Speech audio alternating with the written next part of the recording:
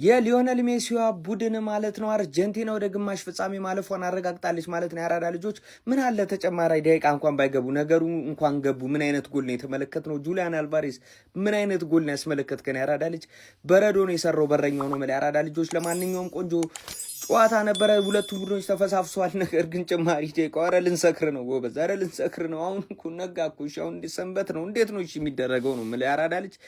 ለማንኛውም አርጀንቲና እንግዲህ ወደ ቀጣዩ ዙር ማለፏን እንግዲህ ያረጋግጣለች ማለት ነው። ያራዳ ልጆች በቃ ይመቻችሁ።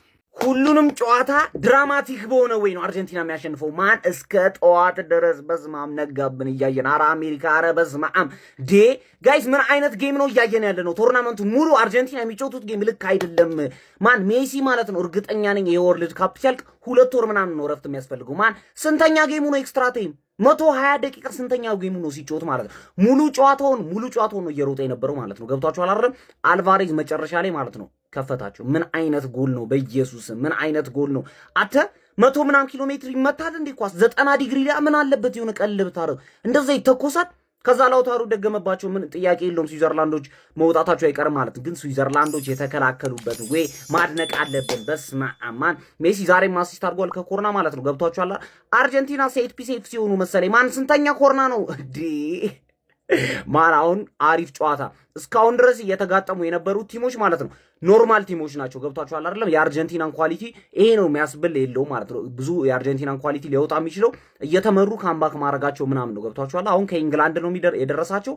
በጣም የሳተ ጨዋታ እንደምንሄድ እርግጠኛ ነኝ። ገብቷችኋል አይደል? አልቫሬዝ ግን ክሬዲቱን መውሰድ አለበት። ዛሬ እሱ ነው ቁልፉን ክፍት ያደረገላችሁ። ገብቷችኋል? ታና አርጀንቲና ግን ሁሌ አይደብርም። ስለ ሁሌ እንደዚህ ምናምን እያልካልቅስ እኔ ለሁለተኛ ዙር ጎቴ ሀገሩን ይዞ እየሄደ ነው ብለህ ዲፍረንስ አየህ አንተ ፊፋ እያለቀስክ ነው ዛሬ።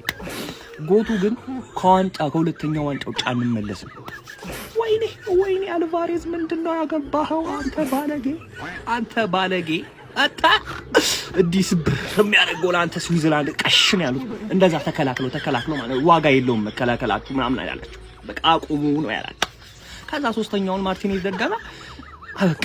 ገባህ አይደል? የኔ ጎት ደግሞ ጎል አላገባም። ለ10ኛ ተከታታይ ዓለም ዋንጫ ልትችል አሲስት ያደርጋል። ገባህ? ዝም የሆነ ነገር አስተዋጽኦ ሳያደርግማ አይወጣም። ይሄ ነው ዲፈረንስ ነው። ጎት ስትሆን የሆነ ነገር አለ ማለት ነው። ይቻላል፣ እንገሰግሳለን ነው ማለት።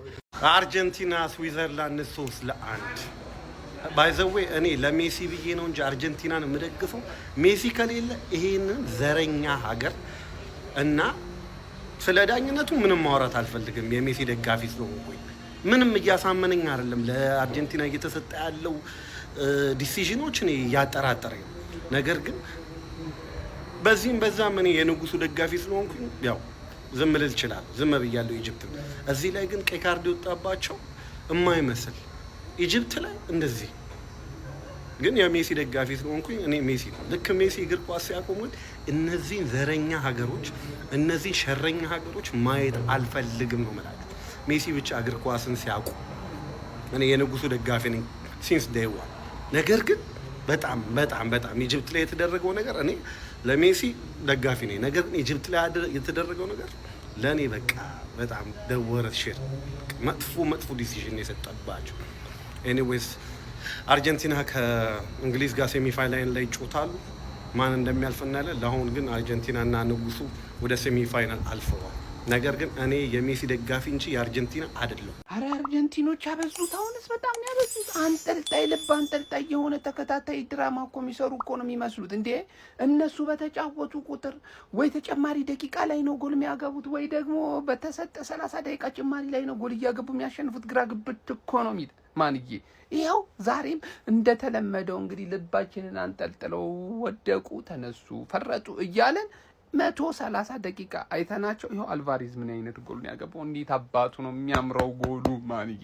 እንዴት አባቱ ነው የሚያምረው ሁሊያን አልቫሬዝ ማንዬ! ቀረቀረው ከ16:50 ውጪ ነው። ምን ለማንኛውም የዛሬው ሰበር መረጃ ምን መሰላችሁ? ሜሲ ሳያገባ አርጀንቲና አሸንፋውታለች። በቃ አርጀንቲና እንዴትም ብላ ተማሙታ አሸንፋለች። ስዊዘርላንድ ግን ያሳየችው ተጋድሎ ይለያል ነው ማለት በቃ ያው ቀናችንን ምሽታችንን ማበላሹብን። 30 ደቂቃውን ተጨማሪ እንኳን ብትተውልን ምን ነበር አርጀንቲናዎች? ፕሊዝ። ለማንኛውም ጀማው አርጀንቲና ከእንግሊዝ ፍስፍስ እናያለን ማለት ነው። ይመቻችሁ።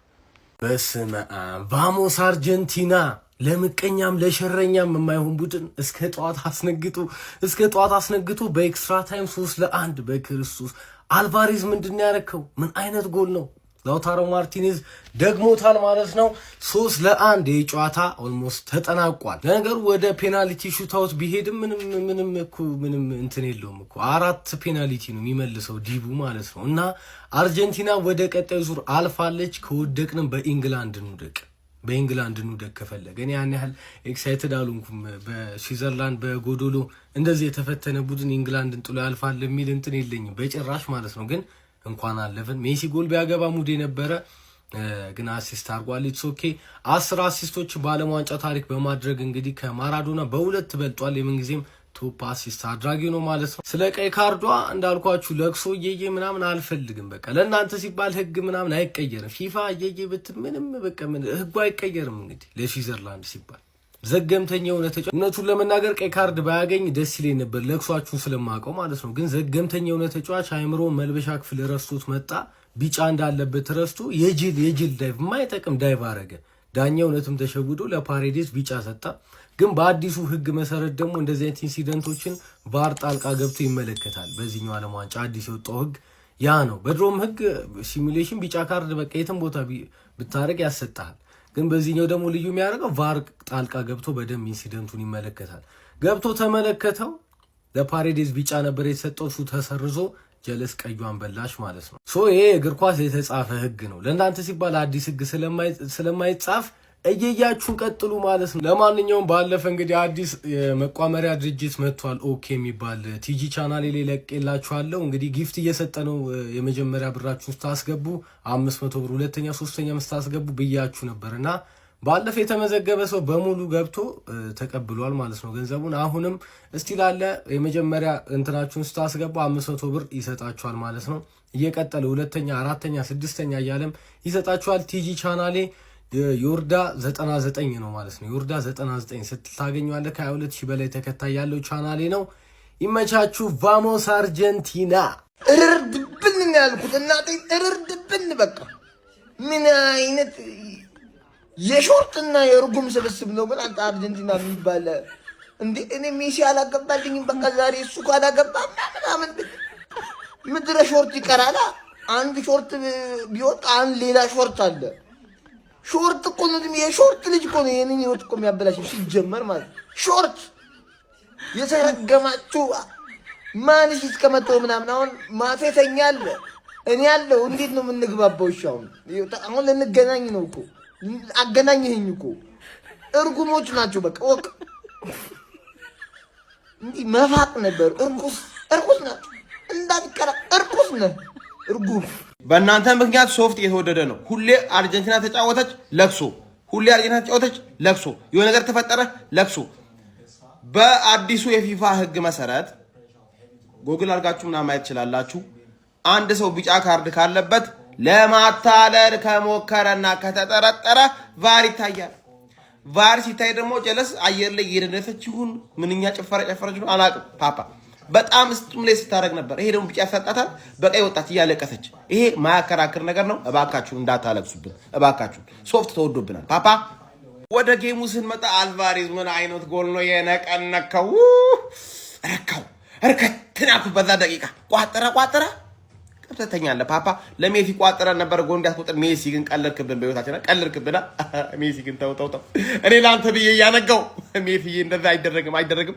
ስዊዘርላንድ ባይዙ ሚናክ ቲም አልነበረም። ትንሽ አርጀንቲና መፍራታቸውን የደበረኝ ያበደ ጨዋታ ላይ ያየለ ሁሊያን ዶንሹት እያልኩ አልቫሬዝ እንዳትመታ እያልኩ አፌና ሰብዚ ዝበል ያለኝ በኢየሱስ ስም ጎል ጎል።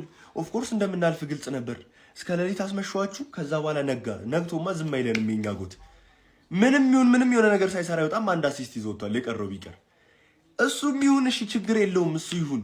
ስዊዘርላንድ ከአቻው በኋላ የተጫወቱት ሐራም ቦል በስመ አብ። እነዚህ ሊያልፉ ነበር ድሮ። ዛሬ ፉትቦልም ጭምር ነው ያሸነፈችው። የሚያስጠላ ኳስ ነው የሚጫወቱት፣ የሚያስጠላ ሎ ብሎክ ሜሲ ማስከፈት እስኪከብደው ድረስ። ከዛ ግን ሁሊያን ምን አለ ሆሎን አለና ጎል። ቃል የለኝም እናቴ ትሙት። ሁሊያን ችለው ነው ያልኩት። ዝም አስባለኝ እኔ እንዳመታ እያልኩ ማች ሪአክሽን ላይ ፖስት አድርጓል። አረ ስለ እግዚአብሔር እንዳመታ እያልኩ ዝበል እስቲ ያለ አቤት። ከዛ ማርቲኔዝ ገላገላቸው። ኢንግላንድ ናት ኔክስት። ኢንግላንድን እንዴት ማሸነፍ እንዳለብን እኛ እናውቃለን፣ እኛ እናሸንፋለን። ፋይናል ላይ ፕሮባብሊ ስፔን ነው የምታልፈው። ፍራንስ እንደማታልፍ እርግጠኛ ነኝ፣ ምክንያቱም የስፔንን ሚድፊልድ አውት ክላስ ማድረግ አይችሉም። ስፔን የሚገርም ቲም አላት። ስፔን ከአርጀንቲና ፕሪዲክት አድርጌላችሁ ነበረ ያኔም። አሁንም ስፔን ከአርጀንቲና ይደርሳል ብዬ አስባለሁ። ግን ዛሬም አልፈናል፣ ተጨነቅንም፣ ምንም አልንም፣ ምንም ችግር የለም አለ አልፈናል። ዛሬም ኢንጆይ እናደርገዋለን ይህንን ወርልድ ካፕ እንዳታስቡ። ውሃ እያሳሳቀ ነው የሚወስደው። አርጀንቲና ከኬፕ ቨርዲ ጋርም ወደ ኤክስትራ ታይም አምርታ አሸንፋ ወደ ኳርተር ፋይናል አለፈች። ከስዊዘርላንድ ጋርም ዛሬ በጣም ተፈተና በሴሚ ፋይናል እንግዲህ ማለፏን ማራገጥ ችላለች ማለት ነው። በጣም የሚጨንቅ ጨዋታ ነበር የተመለከተው፣ አሰልቺ ጨዋታ ነበረ ማለት ይቻላል። አስቀድሞ አርጀንቲና ነበር 19ኛው ደቂቃ ላይ በማካሊስተር አማካኝነት ጎል አስቆጥራ ቀዳሚ መሆን ችላ የነበረችው።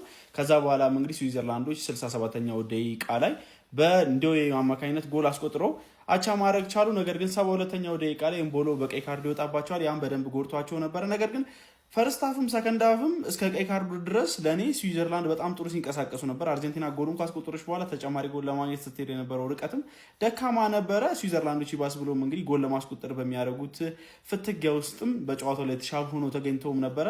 ታዲያም እንግዲህ ወደ ኤክስትራ ታይም ጨዋታ አምርቶ ነበር። በኤክስትራ ታይሙ ግን አርጀንቲና የቁጥር ብልጫዋንም ተጠቅማ በጣም የበላይነት ወስዳ ተጫውታ ነበረ። ታዲያም እንግዲህ በዩሊያን አልቫሬዝ እጅግ በጣም አስደናቂ ካርል ጎል 113ኛው ደቂቃ ላይ አስቆጥረው ቀዳሚ መሆን ቻሉ፣ 2-1 በድጋሚ ማለት ነው። ከዛ 121ኛው ደቂቃ ላይ ላውታሮ ማርቲኔዝ የማሳረጊያውን ጎል በማስቆጠር አርጀንቲና ጨዋታውን 3-1 በማሸነፍ ስዊዘርላንድ በማሰናበት ወደ ሴሚፋይናል ማለፏን ማራገጥ ችላለች። በሴሚፋይናልም እንግሊዝ ከአርጀንቲና የሚፋጠጡ ይሆናል ማለት ነው። የአርጀንቲና አመጣጥ ምንም እንኳን በጣም አመርቂ የሚባል ባይሆንም ስቲል ግን አስፈሪ ናሽናል ቲም ናት። በምን አይነት ሰዓት ላይ ጎል ታስቆጥርበት እንደምትችል እማትገመት እንደሆነች ነው እያስመለከተችን የምትገኘው። ኤኒዌይ ስለዚህ ጨዋታ እናንተ የምትላላችሁ ሀሳባችሁን አጋሩኝ። የፕላስ ምልክቱ መጫ እንዳትረሱ። አርጀንቲናን አትቋቋማትም አይደለም፣ ትቋቋማታለህ ግን አታሸንፋትም ነው የምልህ። ልጆቹ ይጋደላሉ። ዳኛው ፊሽካ እስካልነፋ ድረስ አርጀንቲናውያን ይሞታሉ ሜዳ ላይ ነው የምልህ። ጁሊያን አልቫሬዝ ዘ ስፓይደር ዋን፣ ላውታሮ ማርቲኔዝ በጭማሪ ሰዓት ባስቆጠሩት 2 ጎል 3-1 በሆነ ውጤት አርጀንቲና ስዊዘርላንድን አሸንፋ ወደ ቀጣዩ ዙር አልፋለች። ቻው ግራኒት ዣካ ተብሏል። በቀጣይ ግራኒት ዣካን ቼልሲ ቤት ላይ ጠብቀው ነው ምለ። ጁሊያን አልቫሬዝ እና ላውታሮ ማርቲኔዝ አርጀንቲናን ታድገዋል። ዘጎት ሊዮኔል አንድሬስ ሜሲ ዛሬም አሲስት አድርጓል። ማካሊስተር ያስቆጠራትን ጎል ሊዮኔል ሜሲ ነው አሲስት አድርገው። ባያገባ እንኳን የሆነ ታምር ፈጥሮ የሚወጣ ተጫዋች አለ። አርጀንቲና ልህ አስጨራሽ ከሆኑ ጨዋታ በኋላ 3-1 በሆነ ውጤት ወደ ቀጣዩ ዙር አልፋለች። ፎሎ ያላደረግ የፕላስ ምልክቷን ተጫን፣ ኮፒ ሊንክ ሼር አድርግልኝ።